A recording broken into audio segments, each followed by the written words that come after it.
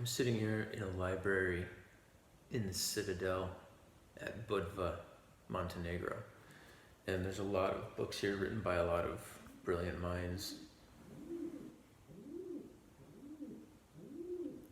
There's a dove or a pigeon.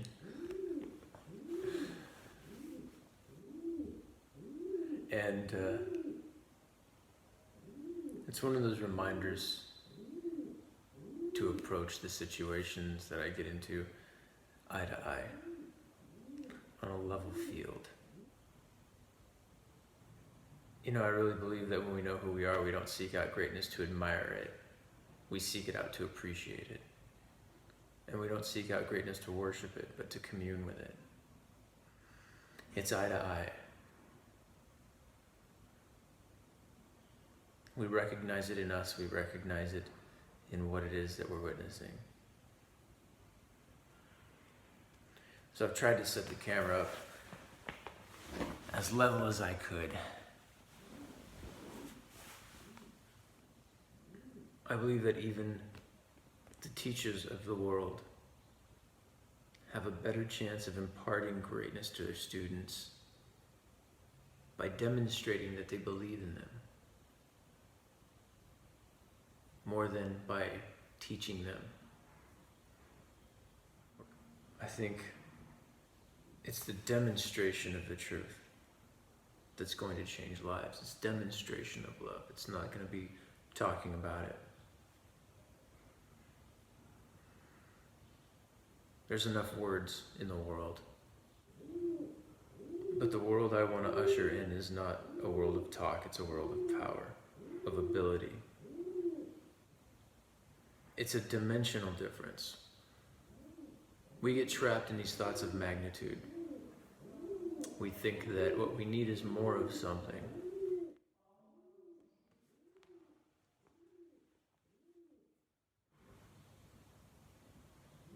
But sometimes more won't get the job done. We need something vastly different. We need a dimensional shift. No amount of talking can ever make up for a lack of power. And no amount of fretting can ever make up for a lack of love. They're completely different dimensions. And I think that we've had enough of the talk for a lifetime.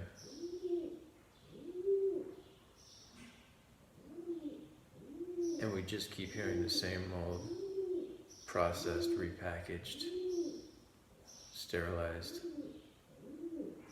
categorized, pasteurized, color-coded, half-corroded, repackaged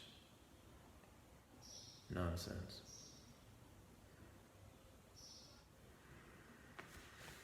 What do I really want to say here? I don't think we're suffering from a lack of knowledge. I think the only knowledge we're suffering from is a lack of knowledge of who we are.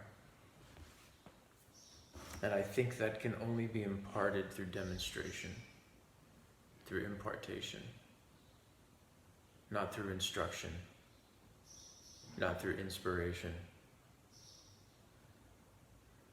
Instruction reaches the mind, inspiration reaches the emotions, but impartation, that's actually the handing of something substantial over to somebody else.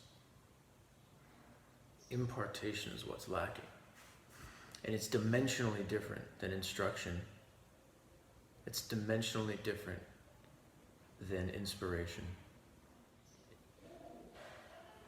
A world full of inspiration and instruction will never create a drop of impartation. And only those who really have the goods can impart it. That's why we just keep consuming over and over again more inspiration, more instruction, thinking that at some point it's going to be enough, but it never is. Because when you try to replace nutrients with drugs, all you get is an addiction. I had this iguana when I was a kid. I didn't know what they ate, I just knew they ate lettuce. Didn't know if it mattered what type. So I was feeding it iceberg lettuce. Tons and tons of iceberg lettuce, and it kept eating it, and it was just getting bloated. And I think it was my dad that went down to the pet store and asked, what is it that we're supposed to be feeding this thing? And he said, leafy green lettuce, romaine, maybe spinach, I can't remember exactly, but not iceberg. Iceberg doesn't have any nutrients in it.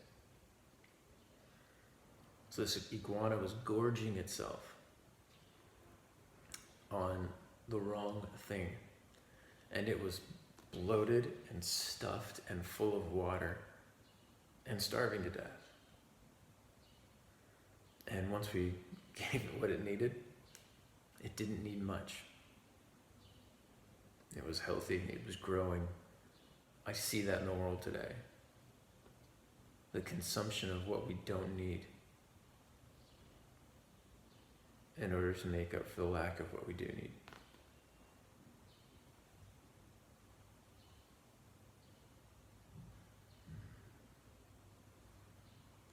People have asked me why I'm not more public about my message, about sharing. And I think the answer is that I'm not convinced I have anything to impart.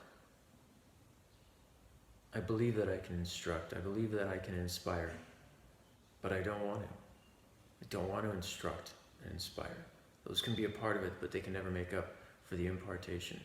And I'm not sure that I have what it is people are looking for. And I'm not sure that even if I do have it, that I can give it to them. That I can share it.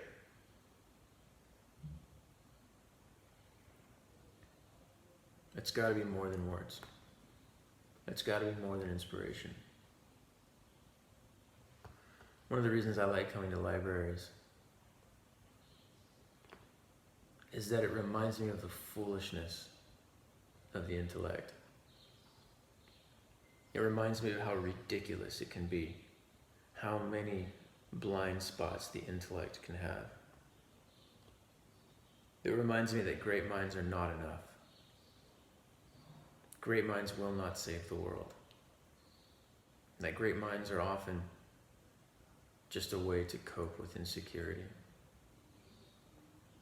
They're compensation for a lack of love, a lack of courage, fear of the outside world.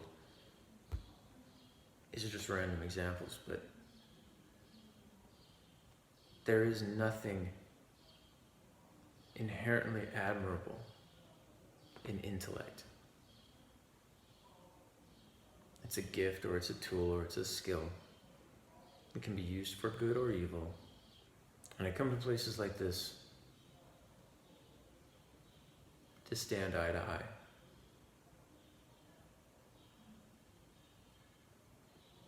And say, I see you, but I see me too.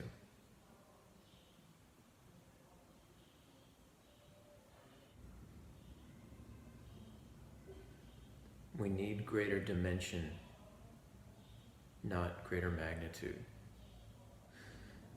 Magnitude makes sense to us. I have this much, I need more of it. More of it would look like this. It's hard to imagine greater dimension, and in order to achieve it, we usually have to embark on a journey that doesn't make sense to us or anybody around us. Because greater dimension can only be discovered.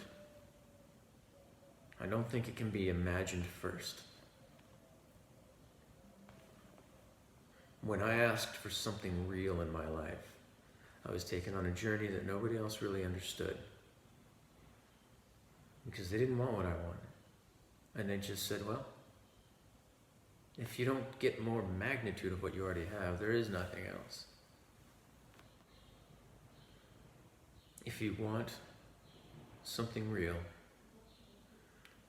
you'll probably have to walk an unknown path. I had to walk an unknown path to find an unknown answer.